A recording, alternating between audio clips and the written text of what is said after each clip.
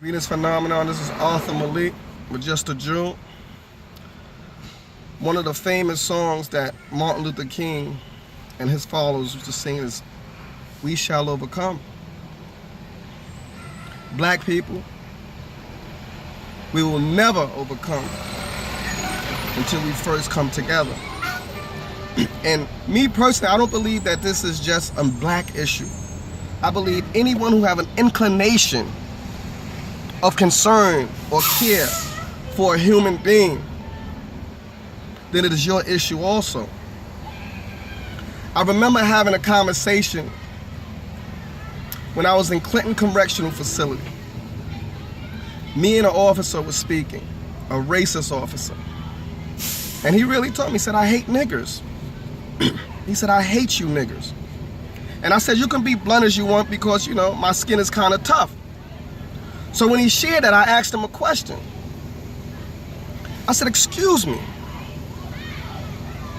when you were being conceived, the night you were being conceived, the night your father ejaculated into your mother, what color did you want to be?" So he looked at me puzzling. And I repeated, I said, "What color did you want to be the night that you were being conceived?" And he looked at me as if I was an idiot. And he said, "How can you ask me such a stupid question when you know I had no say-so in that matter?" Then I looked at him, puzzling. I said, "Well, how can you punish me for the color of my skin? And like you, on the night that I was conceived, on the night of my conception, I had no say-so in the color of my skin. Well, why do you punish me for something I had nothing to do with?" And he just told me to lock in. He lifted his head up, looked at me and said, "Lock it in." Because he knew what I said was the truth. People, you cannot let racism reduce you to it. You cannot allow racism to reduce you to it. Now, to the basketball players, the black athletes, football, basketball, whatever athlete, whatever sport you play, we support you. We buy your tickets. You are from us. Some of y'all still have cousins, nieces, and nephews that still live in the hood. So imagine if we start boycotting all these basketball games. Imagine if we boycott these football games, these baseball games. Imagine that. This is a monetary country. So if we hit them in the pockets, they're gonna wanna speak. Because this is something that don't expect. But in order for us to do this, we have to show some form of unification.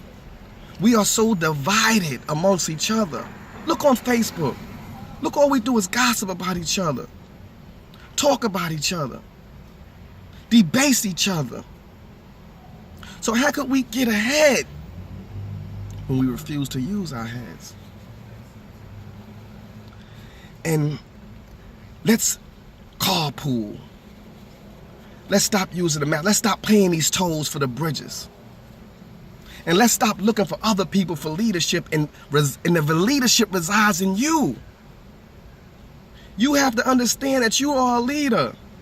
Stop looking for Jesse. Stop looking for Al. Because most of them are brought out, sold out. They on the payroll, man. They don't care nothing about us being murdered. We have to begin to care about ourselves. And as I said, please do not let racism reduce you to it. And what do I mean by that? Right now, you have our white counterparts, some of them, fighting more against police brutality than certain black people. So this is what I mean. Do not let racism reduce you to it. Because you have a lot of white people right now that's fighting more for black people than they fighting for themselves. And this is why I wasn't saying anything, because I'm just so tired of talking and then it's over with. What are we gonna do? And the only thing that's counterproductive is to stop giving them money. Because this world revolves around money. And I say that to say, please, let's unify. Let's unify. Let's stop buying all these Jordans. Let's stop buying all these fancy stuff. Let's stop eating out the Chinese restaurants. Let's send them out our neighborhoods. Let's close them down. Shut them down. See?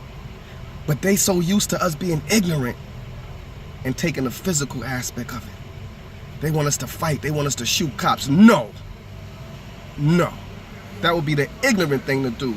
Bear arms and gun down cops and start killing white people. No, that would be the ignorant thing to do. The most intelligent thing to do would be to hit them in their pockets. Peace and love. Arthur Malik.